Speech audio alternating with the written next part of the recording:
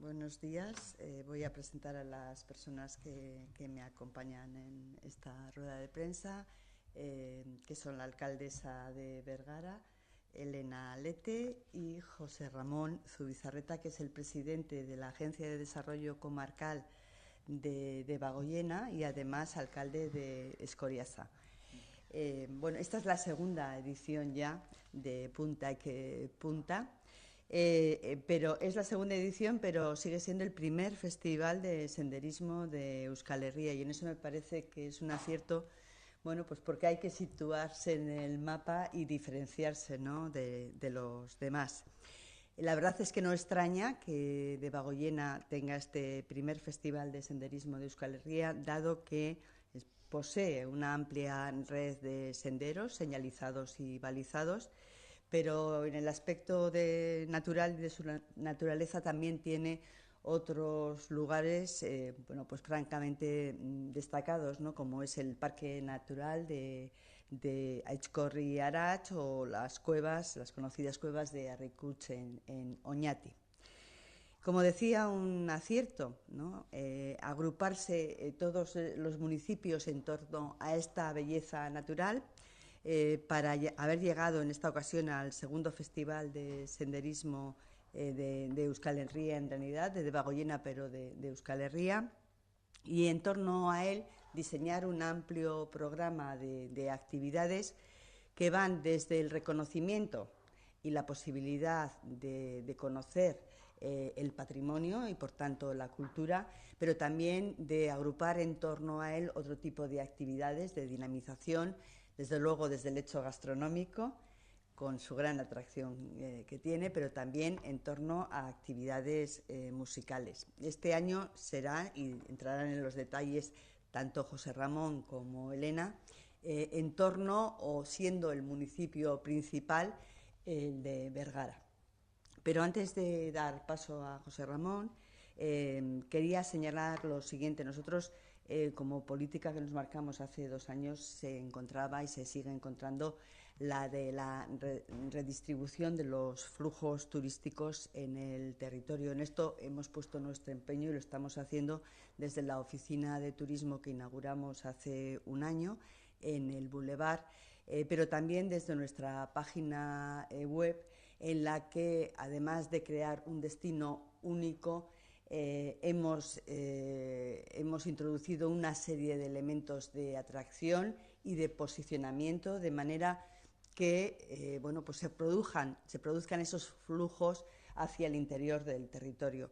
Porque ya lo dijimos desde el primer momento, y afortunadamente los datos bueno, pues lo vienen confirmando, que hemos conseguido reducir esa brecha que históricamente siempre ha habido entre la atracción de San Sebastián, por supuesto, Donostia, y la costa frente al interior.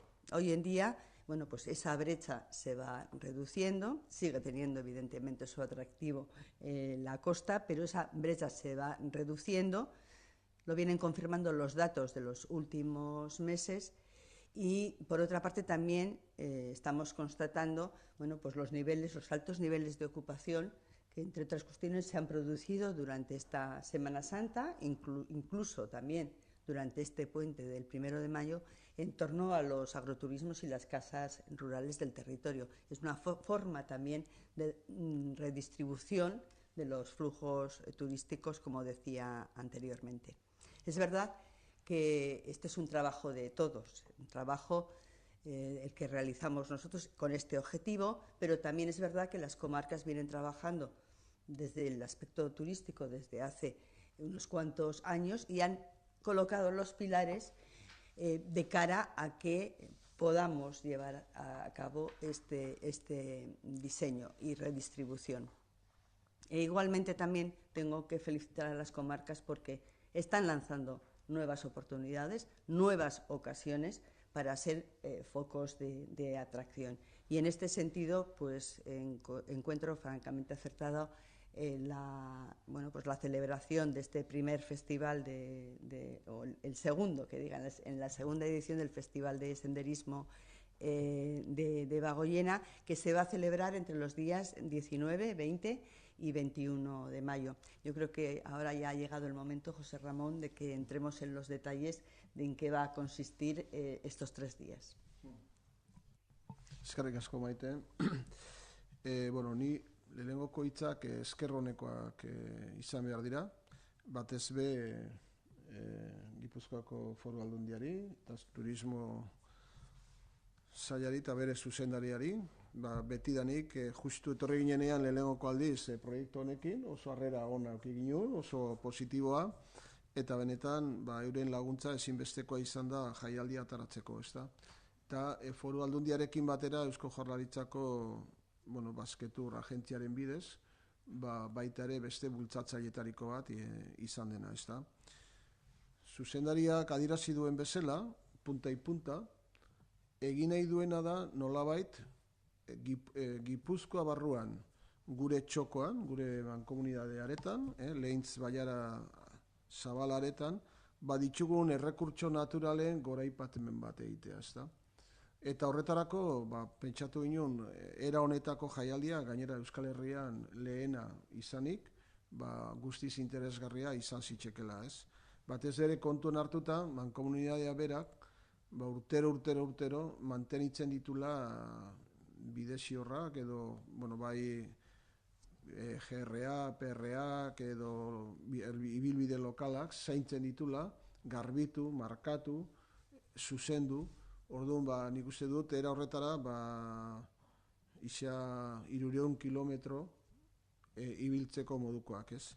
Horrekin batera dakagu proiektu gizara etorkizunean, garai batean trena izan zenaren, Basko Navarroaren ibilbidea, benetan lortzen dugunean hori ere guztiz bideratzea, itsasoa eta barnekaldea, bai bizikletaz, bai oinez lotu ahal izango ditugu, ezta?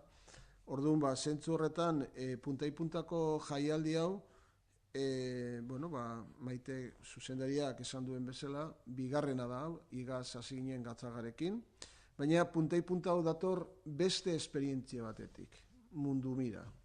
Mundu Mira izan zen pixka kultura desberdinen proiektu bat, izugarri sustraitu zena gure Baiaran, gero, batez be presupuesto faltagatik, bertan bera utzi behar izan ginuna, baina momentu honetan, eta batez be, bertan dugun ondare batekin, hau da, gure naturaren baliabideaz, eta jaialdia da, baliabide horien erakusleio bat,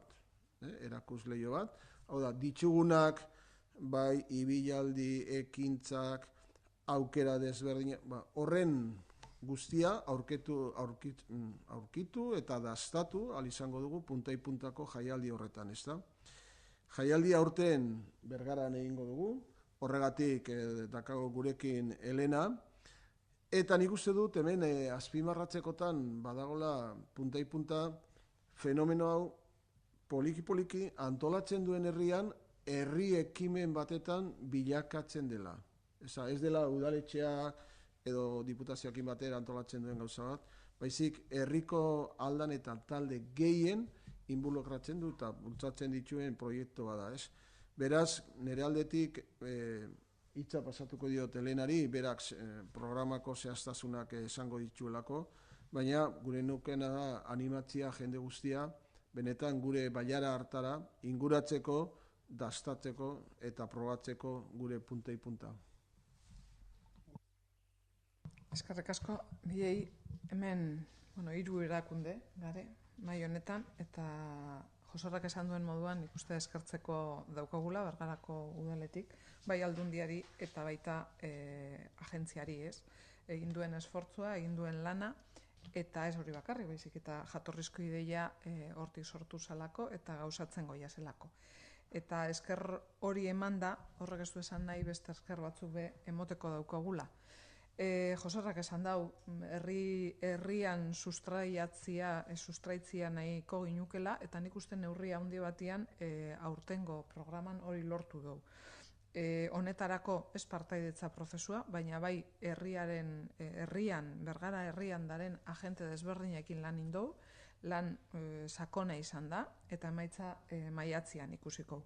egin dugu lana, eta ez dut aipatuko izenez izen baten bat agian ahaztu egingo dudalako, baina egin dugu lana gizarte eragile desberdinekin, adin desberdinetako taldiekin eta jatorri desberdinetako taldiekin. Ez bakarrik turismo arloan edo kultura arloan egiten duten lana, baizik eta menditsasaletasun lana be goraipatu nahi izan dugu. Eta nik uste lortu dugun programa benetan aberatsa da.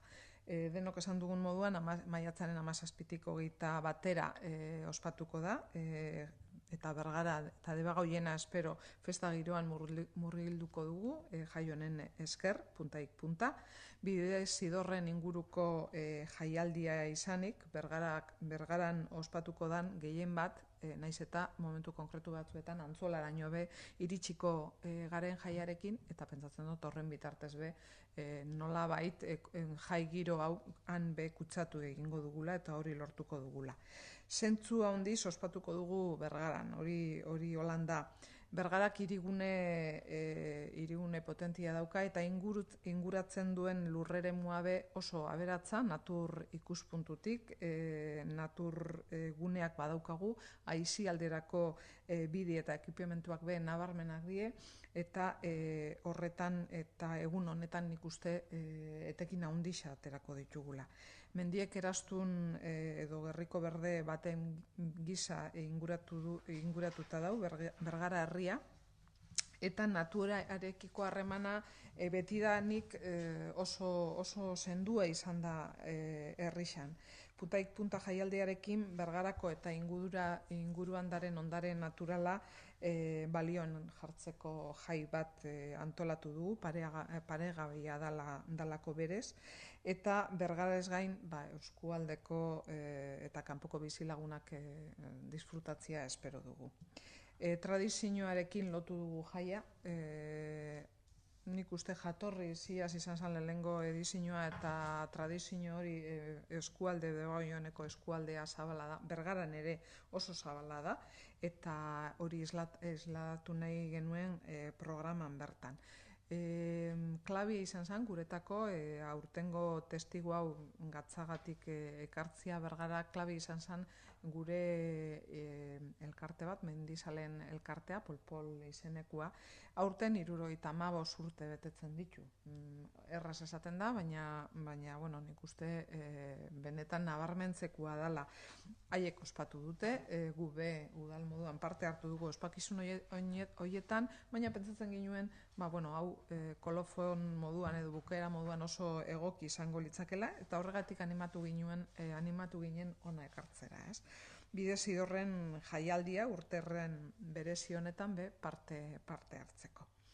Eta besterik ez, nik uste gonbidapen zabal bat tokatzen zait egitea, bai Debagoienari, bai Bergararri, noski, eta baita Gipuzkoar biztanle guztiei. Espero dugu benetan programa zabal honetan danoke topatzia bere tokisa eta bere momentua. Esan dudan moduan, zeharkako irizpide batzuk jarraitzia nahi ginuen, bai berdintasunaren aldetik, bai adin aldetik, eta erantzuna ematia kolektibo guztiei. Uste dut lortu dugula eta espero danok disfrutatzea. Eskerrik asko. Yo por último, esperar y animar no solamente a las gentes de la comarca y de Guipúzcoa, sino también a las de alrededor, porque es verdad que tenéis una buena comunicación con otros entornos de nuestra comunidad autónoma, y en ese sentido pues sería francamente interesante que esto ya se consolide, ¿no?, como una cita entre todos los territorios de cara a este año, desde luego, y a próximas ediciones.